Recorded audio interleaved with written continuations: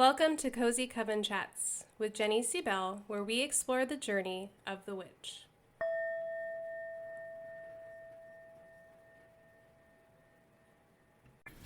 Hey witches, and welcome to another Cozy Coven Chat. I am your host, Jenny C. Bell, and this is for the week of January 11th, 2026.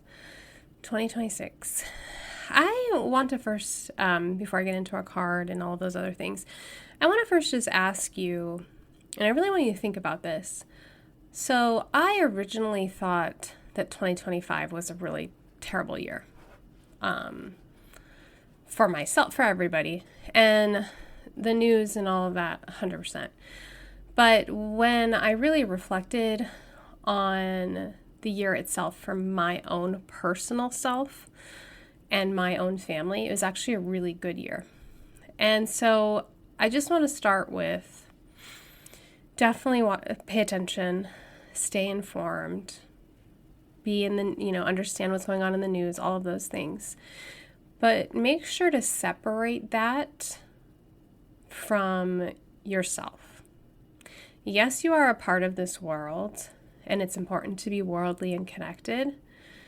However, the opinion of the world or the shift of the world, the energy of the collective, all of those things can be different from you.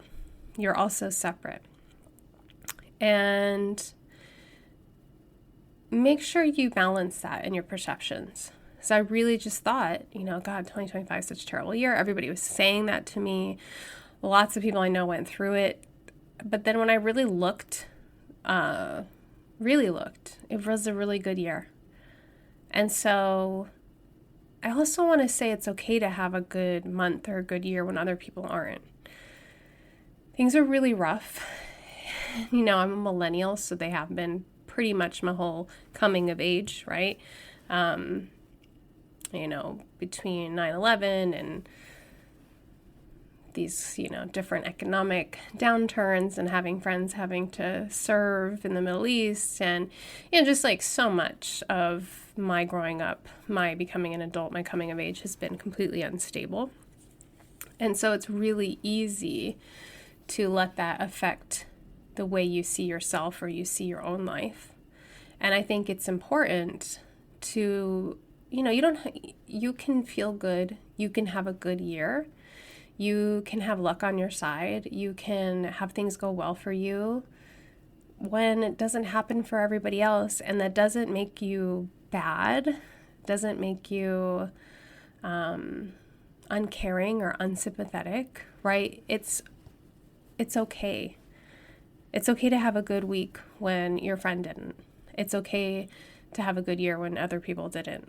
I think it's very easy to get caught up in the negativity bias, right? I think I've talked about that on here before, but our brains are wired to find negativity. We are wired to find problems. That's part of our evolution, right? We wouldn't be here as a species if we weren't looking for danger. However, living in the kind of modern life we do, it's not always to our best, it's not always for our best to be wired that way. And that's where gratitude practice comes in. And something else too that really helps with kind of this negativity bias is creativity. I recently read Beyond Anxiety, which is a beautiful book. I highly recommend it. And basically the whole premise of that book is that when you are creative, when you're being creative, when your mind is engaged in creativity, it can't be anxious. You can't be both. Your brain can't do both. It can either do creative or it can do anxious. It can't do them at the same time. And this is so powerful to understand. It's why, so many of us that craft get lost in the craft, If you've ever done a crafting thing and you just come out of a 4-hour beading session, you're wait a minute, I need water and food and I haven't used the bathroom. You're just totally out of it because you were in the zone, you were in the flow, and you just were in the moment. And it's so beautiful. And so creativity, the older I get, the more I realize how important creativity and creative practice and doing creative things is important to me, which is why it's my focus for 2026. I have creativity as a focus. I have holding hope as a focus. And definitely have like trying to see my life through my lens as a focus. Okay, so that, I guess, was my long introduction today. I pulled cards ahead of time, and we're still using my deck that I created with my friend Rosemary called the Cosmic Creator. And we got salt. And the message for that deck for salt is you are protected. Because salt is a mineral, salt is a rock, salt is something that our bodies need, and they're something we use for protection. So it's still new year energy, it's still fresh start energy. And so something that you could do is take salt and sprinkle it into each of your windowsills on the inside or in your doorways as a way to just have protection for you, for your home, for your space. You can also make something called black salt. I have a kind of more involved recipe in our coven, but at the very basis of it, black salt is you save ashes from your incense and you mix it with salt with the intention of protection. And some people add charcoal to make it much darker. I don't like to do that because I like to put it around my house and charcoal stains. So I don't like to do that part. But salt, we are protected. And I feel like that really goes with what I was saying. You know, yes, things can go really crazy in the world, and you can be in the news cycle or in the algorithm and get really focused on all the negativity. It's so easy to be focused on that you forget that you yourself aren't going through that. Like, you're not there in that part of the world, or you're not there living that. And that doesn't mean that you don't have empathy and care and love for those people. But what it does mean is you don't take it on. I remember when I read You Are Badass by Jen Sincero many years ago, got me kind of back on my spiritual path. And she said something about how when you worry, you smear fear, like you're sending worry to other people. So instead of sending worry to other people and sending them fear, you send them love, or you send them encouragement. And my friend Granddaughter Crow, she shared with me that every day at the same time she lights a candle for whoever needs it.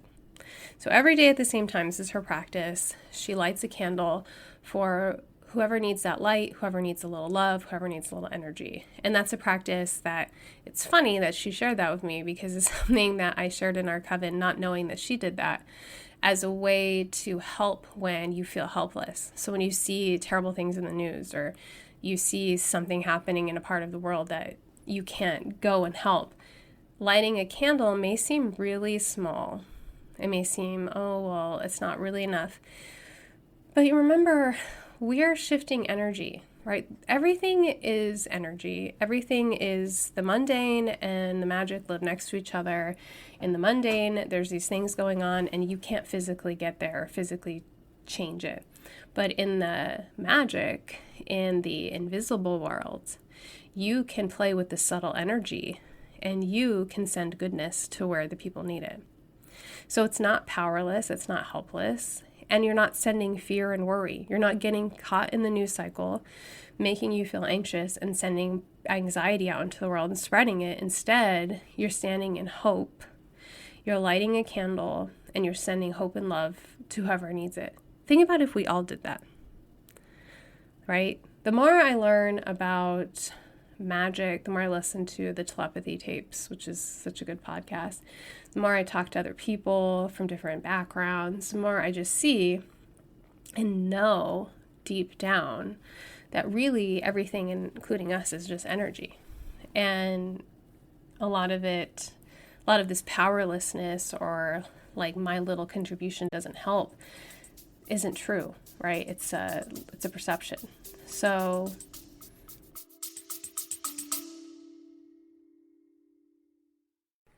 hey, it's Jenny interrupting myself to invite you to join my private, cozy, and international community, Our Coven. We are an inclusive community off of main social media dedicated to learning and growing as witches. To learn more, please go to jennycbell.com.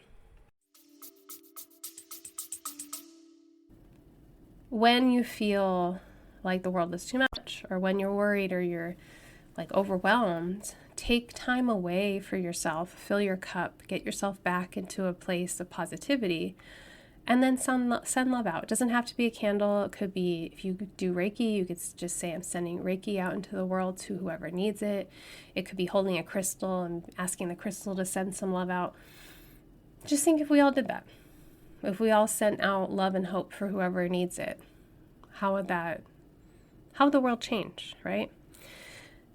It could be really positive. Like I've talked about in here before, studies show that where people are meditating, the crime rates go down. Like where there's group meditations, people just feel happier, they feel calmer. We are energetic beings. We pick up on everybody else's energy, and we're all connected. It's an illusion that we're not. And so you can very easily send love and hope to people that need it because we are all connected. You know, that's how I give distant Reiki. Like all I do is find that person in the great web of life, find their soul and connect to them through that web. You can do that with anybody. So I just want to kind of keep that in mind. And I think it helps to keep yourself not in a place of anger, not in a place of sadness. You know, if you're able to send hope, it feels good. It feels empowering. Empowerment is the opposite of feeling like devastated. We're not gaslighting those emotions at all, but we don't need to stay in them. Like, you don't need to be constantly angry to be aware of what's going on. You can be aware of what's going on and still find a peace within. It's possible. Okay, I got a little heavier. I just came back and I'm like, I have stuff to say. So in our coven right now, our word, I guess is all is connected. Our word for January is illuminate.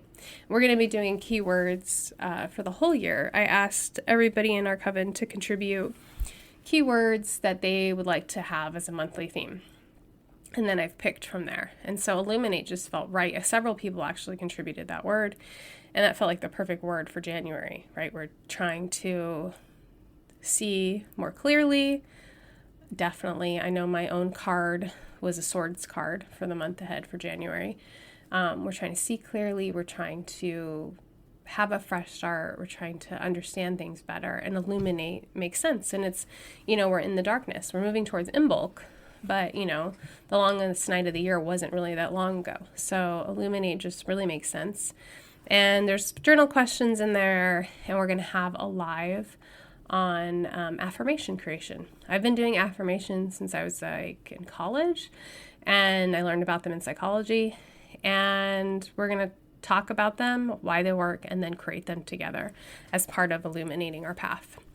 Something else we're doing is my friend Ashley from the Big Crystal Energy podcast sent me the book that she thought was the best book she read last year, which was Magic Maker, The Enchanted Path to Creativity, by the author. She has I'm sure you've heard the podcast Waking the Witch, Pam Grossman, and it honestly had me hooked when she talked about being a teenager and listening to her holy trinity of Tori Amos, PJ Harvey, and Bjork, because same. Tori Amos is my all-time favorite creator. And so this book is all about creativity, which seemed to really go with illuminating your path. It seemed to go with a lot of people in our coven are leaning more towards creativity for their keywords and key focuses. And it definitely connected with the fact that I have learned through both my own experience and through research that creativity soothes anxiety, right?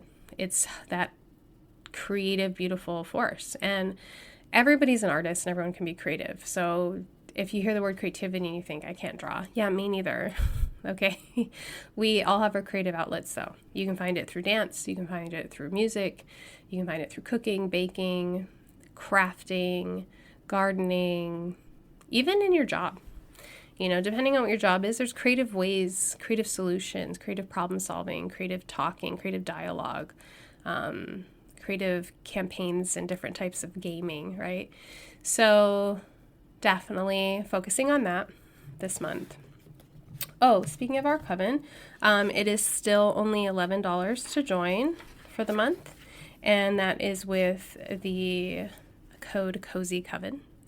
And so if you've thought about joining us, please do. It's a good time. I'm not trying to make it more than what it is. It's a great resource. So much information on everything from Akashic records to tarot to crystals to how to make a spell. But then it's also companionship. It's this idea of like community, which I know so many of us crave on this path, including myself, right? So we have that going on. Oh, I also want to announce that I don't have the date yet that I am teaching, but I will be a presenter at Spirit Northwest in Portland in April. And so I'm really excited for that. When I have more information, I will tell you. But one of my goals for last year was to do some kind of in-person event this year. And I got approved at the end of, I think it was December. So I was like, okay, cool. Already making things happen for myself in 2026. So I'm really excited for that.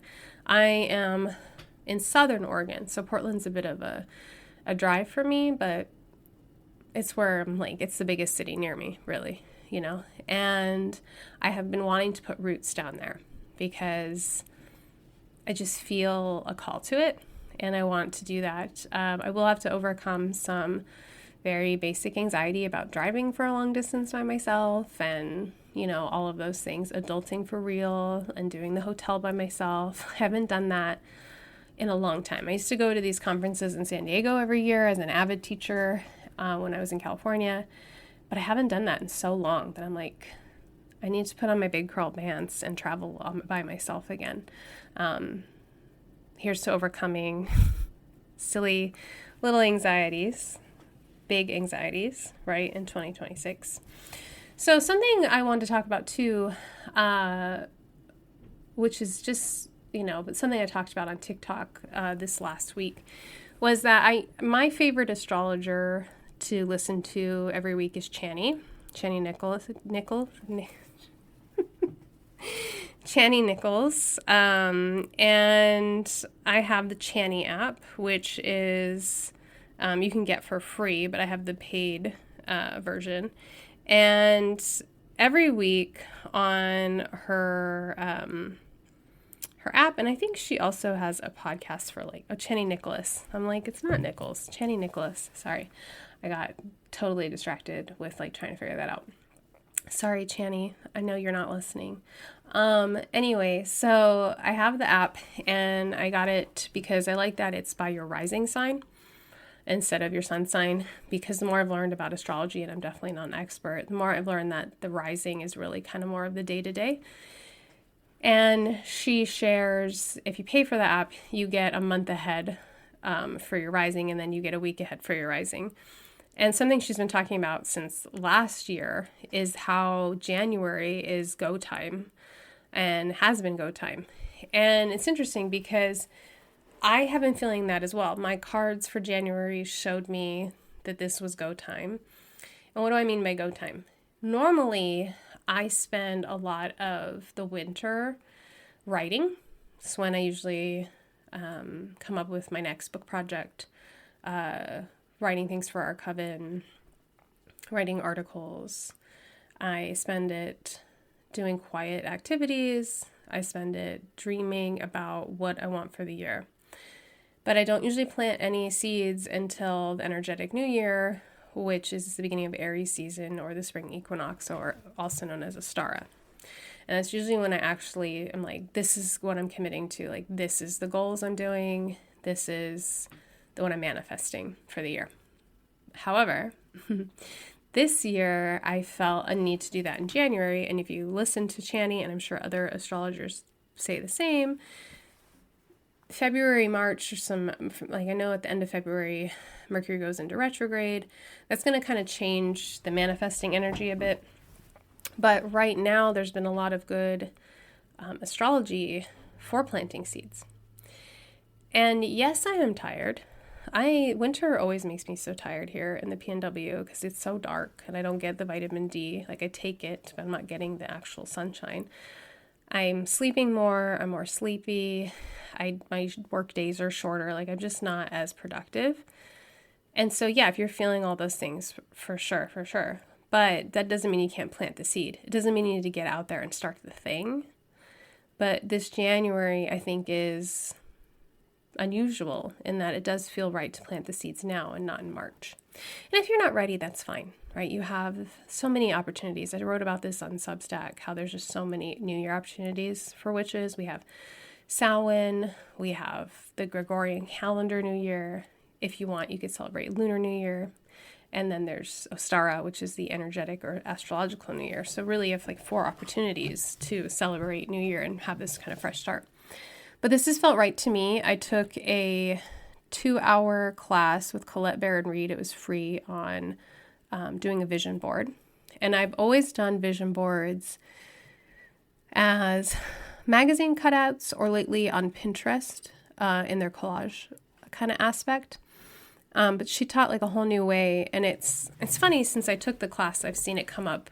There's different apps and different ways of doing this. But basically it's like neuropathway art, right? So it's like doing art in a way that activates different parts of your brain.